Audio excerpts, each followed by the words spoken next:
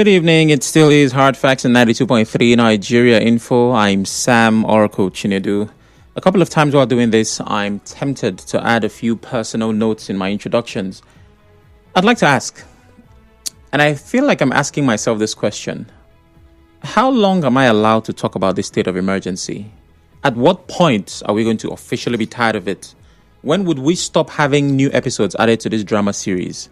When can we move on from all of this? The unfortunate thing is we don't have the answer to these questions, and we will continue to talk for development as long as it makes headlines in the news. Well, here we are.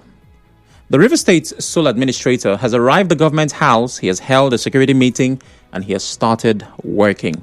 That is a headline for this hour.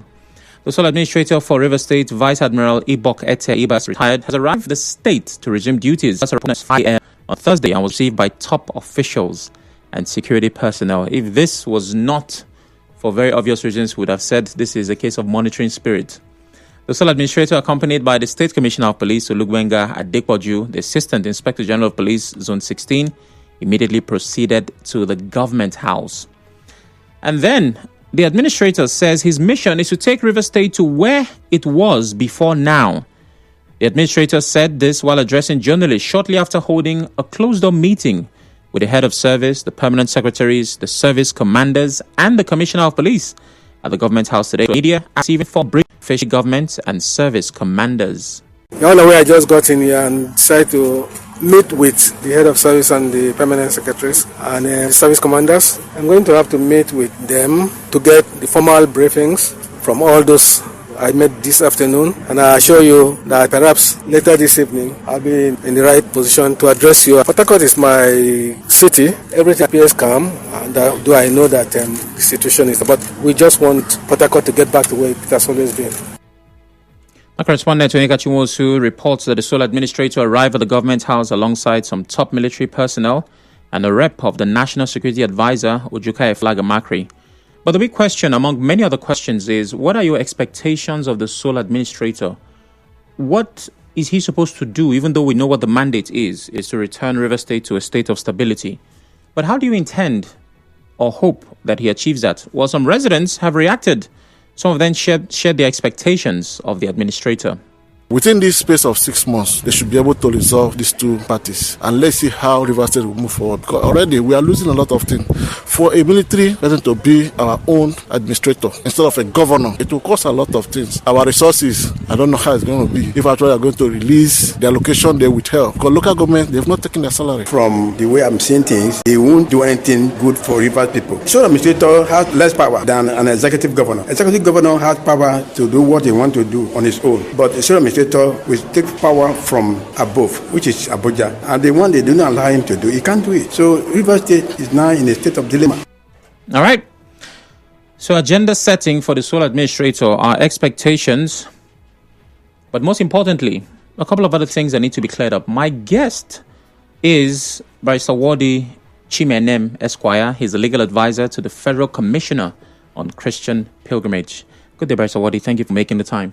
Yeah, thank you very much. Let me correct the preface there. Apologies. To the Federal Commissioner to Mr. President on Christian Pilgrimage, South Zone. Oh, okay. Yes. Federal Commissioner to the President. Yes, Mr. on President. Pilgrimage. Yes, okay. Thank you very much. So South Zone, does this mean there are other zones? Yeah, there are other zones. Oh, really? We are covering South here. Okay, yes. That's amazing. I would have asked about your job, but now state of emergency is important.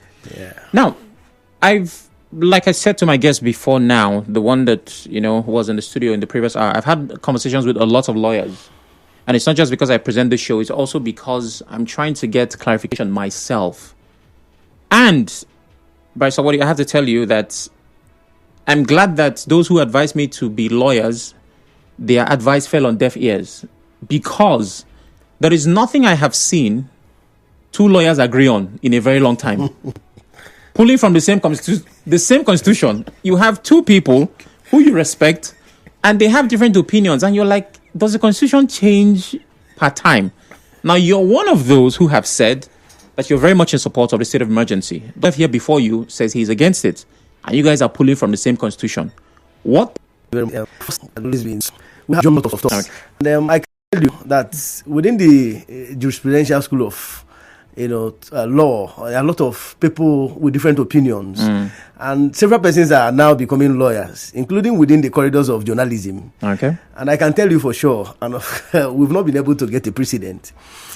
I read from Austin Rani, who is an authority. Okay. He said he was defining constitution as a constitution and constitutionalism as a sum total of fundamental laws, rules and regulations, written and unwritten, legal and extra-legal, according to which a particular state can operate. Okay. But that there is a defining moment. He cited the case of Jim Bodin in 1876, where a territory was actually defined, but that in defining a state, if there is irregularity, the state cannot do anything, but they will resort to the doctrine of necessity. Okay. In law, there is what is called substantive law and procedural law. Explain. Thank you very much. While we were in the university, where we did LLB. Now, in the university, that is your LLB. You're doing the substantive law. That is not procedural law. Now, in substantive law, of course, it's expected that practice is limited. What you're doing is what we call academic exercise. Okay. A lot of things are, there are things you just see. But in law school, what you see is procedural law. I went to Kanu Law School, Bagauda. And in the morning, of course, you have to visit the law school. Before 9 o'clock, you have to sign in. And there are a lot of things you have to do as a law student. You have to be conscious of the fact that you have to be in the hall before 9 o'clock. You have to sign in and sign out in the evening. Now, there are a lot of factors. I have listened to respected lawyers. But this is not the time to. So many persons are biased. We're in the legal terrain. And I want to just recall your mind, please, as a journalist. I'm against yellow journalism. At this point, I'm very tough. It does not matter where we're coming from. Now, Section 305, the avalanche of definitions, paragraphs that lawyers are choosing. It's like when you tell a pastor to read Songs of Solomon, they don't use it at all. I called my pastor one day, I said, use it as a topical sermon. Love is not an apostasy. Love is not an apostasy. That is what some lawyers who choose to be biased, extremely biased. In the case of Mazemba Moto against Ladnabok, it was a Rhodesian case, an extreme case. I'm citing this because precedents are there. When I saw you, immediately I saw you, I said, let me be careful. I'm a journalist by practice right now. I just told you, I just left the University of Maiduguri. So by practice, I'm a journalist. I may not be very friendly with the microphone, but this is what we do. Now, in consonant with the legal practice, there are a lot of mischief, golden rules, and literal interpretation. People prefer to be using mischief rule, even when the constitution is clear. It's like when they said the Supreme Court said people are printing several paragraphs misleading the governor. Even before this declaration of state of emergency, I was angry. Because ordinarily, the governor would have been wise, even more than the serpent. So what I'm trying to say is that by virtue of Section 305, can there be declaration of state of emergency? There can be. Okay. In capital letters. The governor, the president will do what is necessary. Remember, before this time, they were all invited, the both parties, or call them gladiators, to Abuja. Say, please, follow this rule. That is what is expected of any president. It does not matter whether the president is an autocrat. In the case of Yoweri Museveni and Bobby Wine, it went up to the extent that is in Uganda, where the Americans have to follow. I followed it. Bobby Wine. I followed Bobby They Wine's backed him up. The election, yeah. Overtly or covertly. And he lost. But what happened? He lost out. He was trying to use militias, and they arrested him. House arrest. What I'm trying to say is that in law, in course of practice, they tell you oversight. There are things you do. In 1942-43, let's say Second World War, the Hiroshima case, the president was confused. Japan refused to give up. Other countries, they've all given up. But what do they want to do? Please be patient. This is obiter dictum. I will come in to the main law. Now, Japan refused to give up. And it will be an embarrassment to America. They have tested the atomic weapon in the desert of Mexico. Now, this is real war. What do? We have to go further. Japan is not giving up, and America will not. If they continue, America will not be world power. And then what the president has to do what was necessary. Doctrine of necessity. It's an oversight. And this is where the lawyers are not telling you the truth. Okay. And that is where you see executive orders. Trump exemplified it in the Wall of Mexico. Now, Barrister Wodi. Thank you very much. Unfortunately, we are limited by the time required. How to voyage? No. We have 2 minutes to the next commercial break, right? Okay. And after that, we have just a little over. Okay. Now, while I understand the positions and the picture you've painted about the authority of the president to declare a state of emergency, what you have failed to establish is if the situation in Rivers State meets the constitutional criteria. Let me learn for that declaration. Thank you very much. Can I? In 60 seconds before the break. Thank you very much. Before this time, we live here. I'm giving an omniscient account. I do more of investigative journalism, even though I don't come. I call the radio station, so I'm in all the platforms not by privilege, as of right. Well, privilege, because if you don't pick my call, I won't. Nobody will answer me, like my colleague JJ. Now, they were threatening. I'm not afraid to call the names of those that were threatening here. The Trans-Kalabari pipeline is a national asset. By the contest of linguistics, call it the 21st century dictionary. Maybe I will come with it. I have dictionary in my toilet. I read on daily basis. Even because of you, I read. Because I know you're well versed. And you can see the level of this thing I gave to you here. So I'm careful. Now, the threatening, before this time, people have been shouting. The name of Asawana. We saw people brandishing guns. By the definition of state of emergency, in 2006, Joshua Dariye, Obasanjo suspended Joshua Dariye and others, including Fayoshe in 2004. Jonathan preceded him. Now, what happened? Dariye was before Fayoshe. Yeah, before Fayoshe, yeah. Now, what happened? They suspended the assembly. And Chris Ali, a retired Major General, became the administrator. The calls that are coming up now still came up at that time. Lawyers also opposed it. Of course, we are the same way it's happening right now. What am I saying now? Chris Ali took over. I'm trying to establish a corridor so that we, at this point, of course, people would always have their opinion. Even in law school, they'll tell you, right. There's what we call MCQ. As you're writing, nobody's looking at you. Whatever you tick, if you fail, is your concern. Nobody cares. So, Joshua Dariye was suspended. Yeah. Assembly was, what happened? Suspended as well. Thank you very much. Heaven did not fall. The constitution was moving on. But then, he became a military, an administrator. What does that? What? People, heaven did not fall. We were all shouting. But Obasanjo did what was necessary because it was a religious war. If the president takes a gun and shoots a man, and it's recorded, and he's able to prove that it was necessary, would we come to the defense of the president? Hypothetically, of course. The president shoots a man. We all see it live. And the president is somehow able to say this was necessary. Should we defend the president? By virtue of Section 1 of the 1999 Constitution, paragraph 2, 3, nobody is above the law. By the principle of constitutionalism. Okay. And by what Austin Rani, the professor of constitutionalism, presupposes, the president is not above the law. Immunity may cover him, but within the precinct of immunity, he can be questioned. After the break, we talk some more. Don't put me on who wants to be a millionaire. Stay with us. We have a commercial break. That one is important. Please stay with us.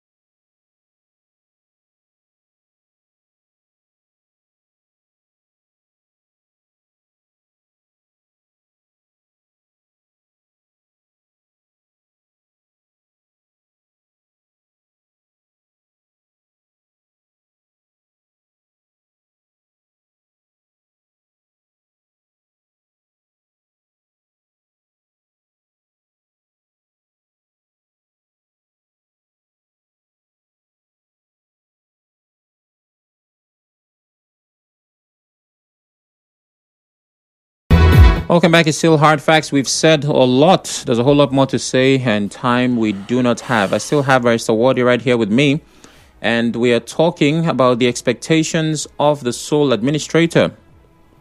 Okay, so that we can take a few calls, I will ask you very briefly and straight to the point before the callers start connecting. What should we expect of the sole administrator? Now he's here, he's been sworn in, he's been approved by the assembly, and he's supposed to start working. What should the average Rivers person expect of him?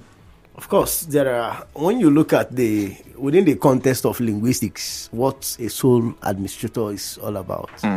He's here to superintend and ensure that there is peace and superintend over all other things. Vices, of course. Right now, the essence of coming here is to ensure that, he necessitates the factor of, creating a budget where he will now, this budget, of course, ensuring that he conscientizes the state agencies, economic agencies, wherein they can begin to pay him money. We have IGRO. Now he will do what is called administrative budgets. Okay. That administrative budget, when he creates it within the legal month, of course, there is a breakdown of the constitution. The constitution has been suspended. And within the legal framework and from the lens of the legal lens, of course, whatever you do now will not be that democratic. What he will do now is to raise a administrative budget, send it to Mr. President, who will now transmit to the assembly. And of course, it's going to be accelerated. At that point, he will have to that is, whatever he creates as a budget, he will have to pay the civil servants.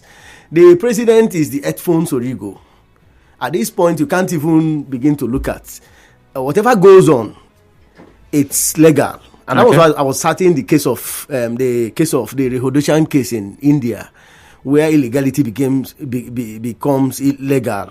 At this point, that was why I was citing the case of what amounts to state of emergency. Threat to state, and it's manifest when you that's national right. Okay. So it's within the framework mindset of Mr. President. What you will do now is the administrator will start reconciling, ensuring that those deficits are being, ensuring that they are being completed. People are being paid. Civil servants will be paid very quickly. At the expiration of 6 months, if stability has been restored, then it will be called off. What is stability defined by? What needs to happen in Rivers State for us to say things are good now? We can have the governor and the assembly back. Well, I'm not clairvoyant. I'm not omniscience and omnipotent. But I think with the level of cacophony emanating from their sawana and those that are shouting, what you're seeing, those amounts, what you may see as peace may amount to crime in the eyes of the other person. And that's why Mr. President, all he needs now, of course, when you look at the IGR, it's falling on daily basis. When the Ochanja market got burnt in Anambra, we saw what happened. Mr. President had to do everything, call Soludo and all the rest. Like, people are shouting. This is not the first time. I cited the case of Joshua Darie. I cited the case of Fashi. They were also suspended. People shout and they cherry pick. Most lawyers just cherry pick. They don't just tell the truth. At this point, it is still within the ambit of Mr. President. All discretionary powers to look whether or not there is peace. Because what you're seeing is that on daily basis, people are shouting, we'll bomb Transcar, we have every means. This oil belongs to us. But when you look at all these things, these are they are within the exclusive right of Mr. President. And when you look at the exclusive list, they are not within the concurrent, they are exclusively within the national interest. And when once there is a damage, somebody comes to mangle it, you don't expect Mr. President to sit aloof. Okay, so it's up to the What president. Is happening today, even in America, where we have the Senate democracy, Donald Trump had to declare state of emergency within the whole of Mexico. You see soldiers there, close to 2,000 soldiers are deployed. And we are talking about decent democracy. So please, in as much as we are whipping sentiment, let us look at what is right and just. Let us attempt to take calls. 08179230002. 08179230003. WhatsApp is 08090306416. I apologize, but I'll give you just a minute. Hello? Yeah. Good evening. Good evening. What's your name? Yeah. This is not amount in the check. Logo man, please go ahead. Yes, I agree your guest. Brother, yes, I agree with you, my friend. It's been a long time. Yes. Yeah, it's been long now. I've been hiding. Logo man, please go ahead. We don't have time. Maybe because of some emergency. Well, I want to say, as a leader man, we are not happy with the emergency. Not have a hand when Select was in charge. Look at the man that was appointed from our State, the close by of the minister. Look at Ojuka Flag too. For me, I want to say that Mr. President is not sincere for the end of the emergency.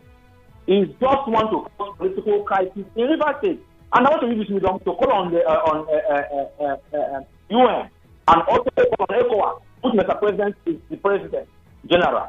So please, wait this to make sure that there is no crisis in River State. If there is crisis in River State, Deputy Minister and Tinubu will be responsible. Okay, Logo man, thank you very much. But we are a sovereign state. We should be able to fix our own problems ourselves. My final call. Hello. Hello, Arako. Good evening. What's your name? Yeah, Caption. All right, go ahead. I think I needed a dictionary to listen to this program. But having listened to you and your guests, I believe that I never seen a situation where state of emergency is declared in a particular place and people there are happy. I've not seen even the one declared in Plateau State and Ekiti State. I think it should have been made because it will convenience people within that society. But here, the reverse is the case where some people are even congratulating the president for declaring state of emergency. State of emergency means abnormality within your area, and it conveniences even the business and every person in the area. But I can show you that the orchestrated means of declaring this state of emergency might be achieved for them. But I can tell you, history will always want to stand by us that witness the kind of state of emergency that was declared in Rivers State in this time. And the commentators will always bear witness that tomorrow, let our body language don't change when the reverse is the case. Okay. But I can assure you that it is not a good time for Rivers State for now. Thank you very much. Well, Mr. Wodi, we are officially out of time. I was looking to save it, but here we are. Am I not saying a word? Yes, conclusively, of course, conclusively. So what are your final thoughts? Well, there are a lot of ambiguities when it comes to the definition of state of emergency. Apart from the legal ambiguity, clearly, we have to say this for the opting time. The essence of state of emergency is to salvage a situation. Okay. We are not enraptured. Some of us are denoted, retarded with the fact that this is not the time for it. Okay. But then, let me cite the case of Anwar Sadat, this third president of Egypt. Very quickly, we're out of time. Let us do what is necessary. Okay. And I think what the president has done, like I said, the 8-point resolution, what is in of necessity. All right, thank you very much, Sir Wodi, for your time. We truly appreciate it. Have yourself a wonderful day, sir. Thank you very much. Our program comes up now at top of the hour, 6 o'clock. We have the major news. Please stay with us.